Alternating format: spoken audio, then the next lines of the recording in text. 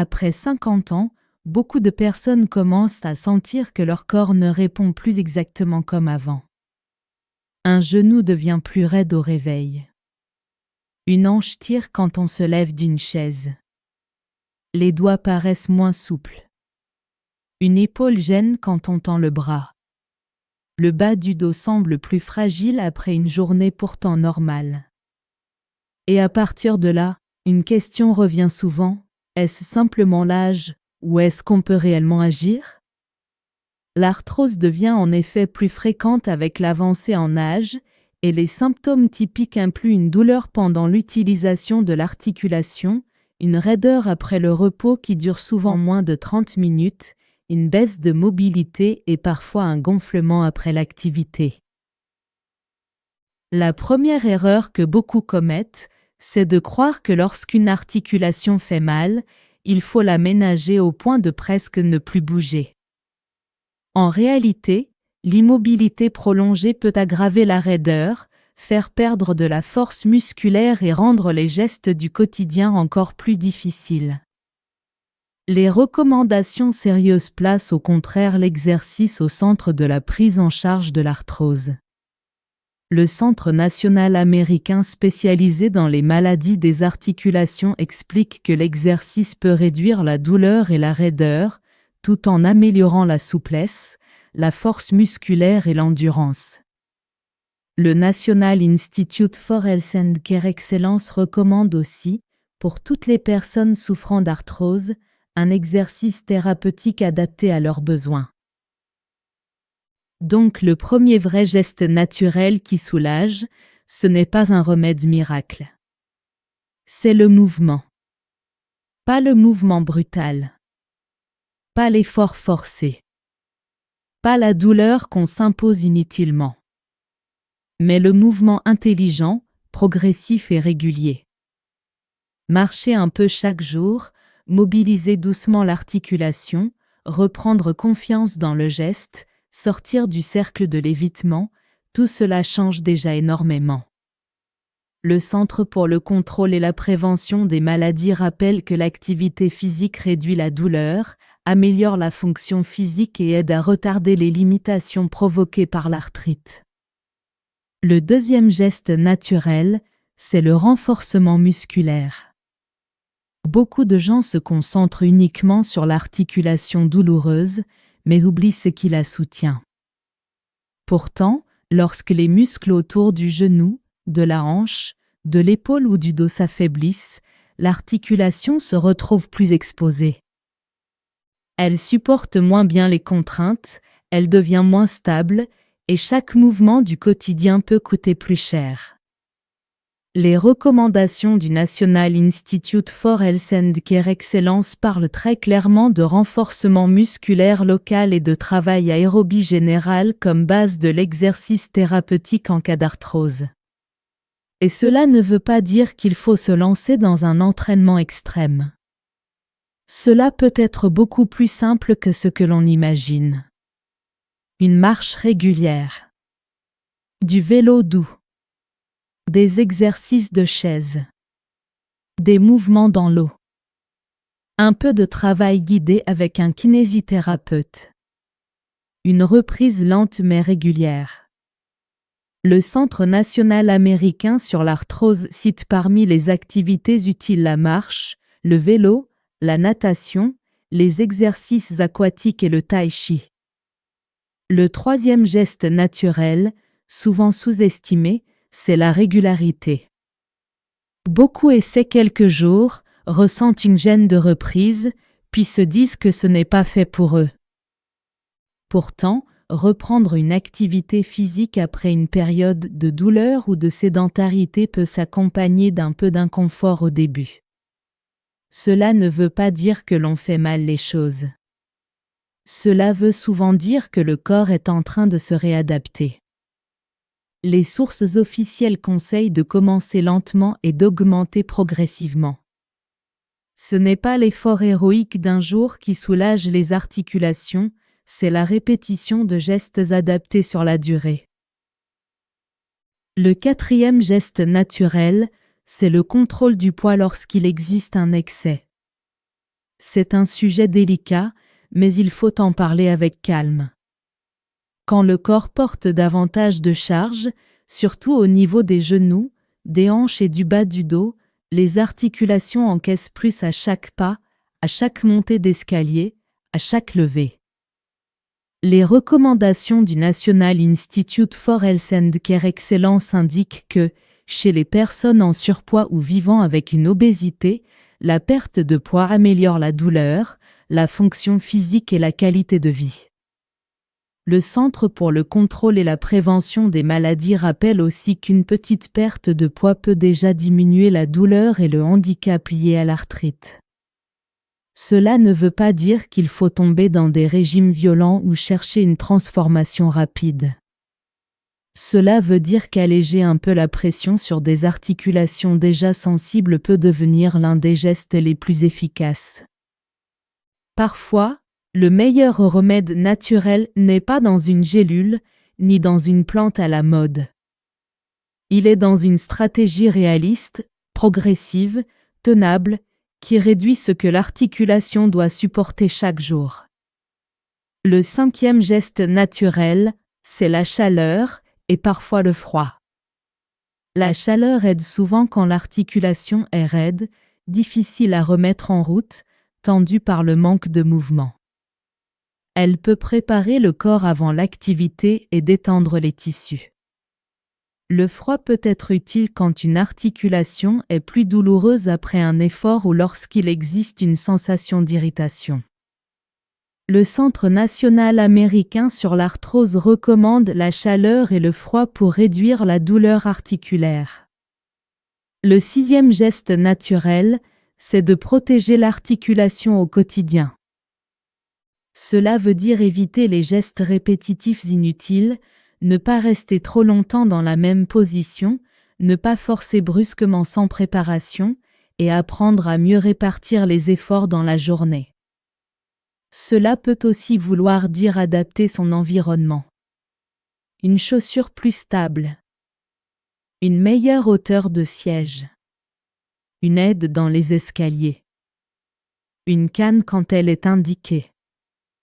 Les sources officielles rappellent que les aides techniques comme les cannes ou les déambulateurs peuvent améliorer la sécurité, réduire la douleur et aider à se déplacer plus facilement.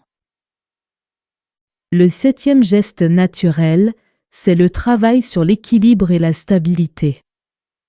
Après 50 ans, la douleur articulaire ne gêne pas seulement l'articulation elle-même.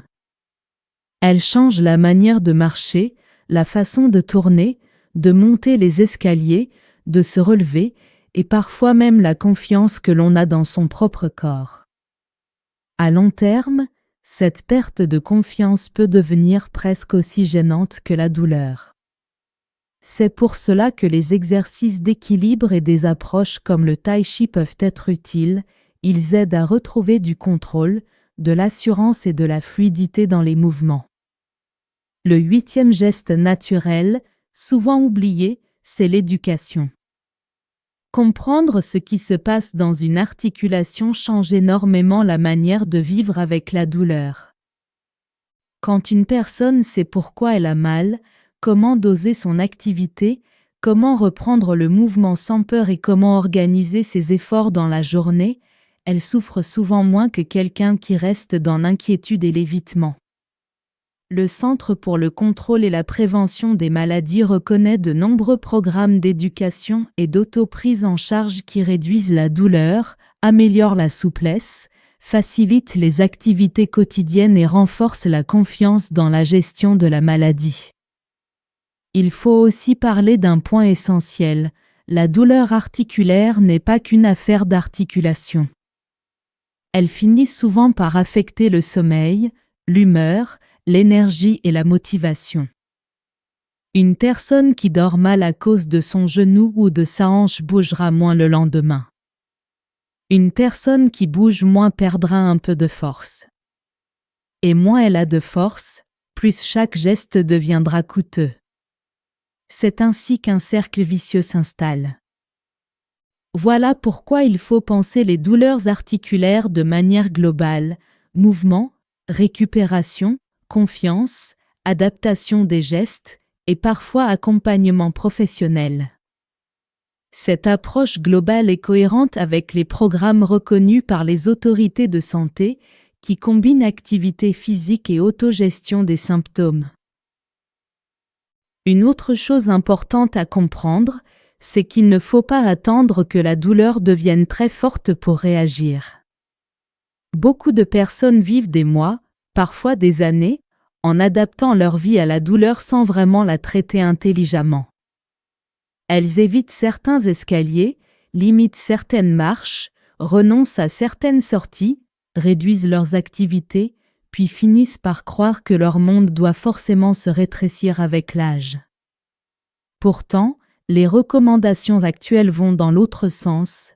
Plus on agit tôt avec des stratégies simples et adaptées, plus on a de chances de conserver sa mobilité et son autonomie. Il faut aussi être honnête. Toutes les douleurs articulaires après 50 ans ne relèvent pas simplement d'une gêne normale. Certaines situations demandent un avis médical sans tarder.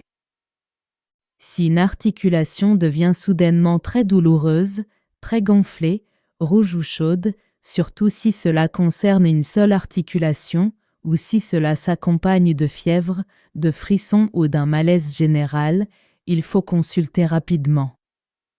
Le National Health Service considère ces signes comme des raisons d'obtenir une évaluation urgente. Donc au fond, quels sont les gestes naturels qui soulagent vraiment après 50 ans? Bouger au lieu de se figer. Renforcer au lieu de laisser l'articulation tout porter. Perdre un peu de poids si c'est nécessaire. Utiliser la chaleur ou le froid intelligemment. Adapter ses gestes, ses appuis et son environnement. Travailler l'équilibre et la confiance dans le mouvement. Et surtout, comprendre que l'objectif n'est pas seulement d'avoir moins mal aujourd'hui, mais de continuer à marcher, à monter, à descendre, à porter, à sortir et à vivre avec plus de liberté demain. Ces grands axes correspondent exactement aux recommandations officielles: exercice, gestion active, perte de poids si besoin, aide technique et éducation. La vraie leçon, c'est celle-ci: après 50 ans, soulager ses articulations commence rarement par un remède spectaculaire. Cela commence beaucoup plus souvent par des gestes simples, réguliers, bien choisis et répétés dans le temps. Le vrai soulagement durable ne vient pas d'une promesse magique. Il vient d'une stratégie intelligente. Et c'est peut-être cela qu'il faut retenir avant tout: protéger ses articulations, ce n'est pas seulement calmer une douleur. C'est protéger sa liberté de mouvement, sa confiance et son autonomie pour les années qui viennent. Après 50 ans, les douleurs articulaires ne doivent pas être vues comme une fatalité qu'il faudrait simplement subir en silence. Oui, le corps change. Oui, certaines articulations deviennent plus sensibles. Oui, certains mouvements deviennent moins faciles qu'avant. Mais cela ne veut pas dire qu'il n'y a rien à faire. Bien au contraire. Ce qu'il faut retenir, c'est que le vrai soulagement durable vient rarement d'un remède spectaculaire. Il vient beaucoup plus souvent de gestes simples, réguliers et intelligents: bouger un peu plus, renforcer les muscles, alléger la charge sur les articulations quand c'est nécessaire, utiliser la chaleur ou le froid au bon moment, mieux protéger son corps dans les gestes du quotidien, et surtout ne pas laisser la peur du mouvement prendre toute la place. Parce qu'au fond, l'objectif n'est pas seulement d'avoir un peu moins mal aujourd'hui. L'objectif, c'est de continuer à marcher avec plus d'aisance, à monter les escaliers avec plus de confiance, à se lever plus facilement, à garder sa mobilité, son autonomie et sa liberté de vivre. Et cela, c'est extrêmement précieux. Les articulations demandent de l'attention, de la patience et de la cohérence. Elles ne demandent pas qu'on abandonne. Elles demandent qu'on apprenne à mieux avancer avec elles. Si cette vidéo t'a aidé à mieux comprendre les douleurs articulaires après 50 ans, abonne-toi à la pharmacie naturelle, active la cloche et laisse un commentaire. Dis-moi, quelle articulation te gêne le plus aujourd'hui? Le genou, la hanche, le dos, l'épaule ou les mains? Et surtout, partage cette vidéo à une personne de ton entourage qui souffre en silence de douleurs articulaires. Parce qu'un simple bon conseil peut parfois changer le quotidien de quelqu'un.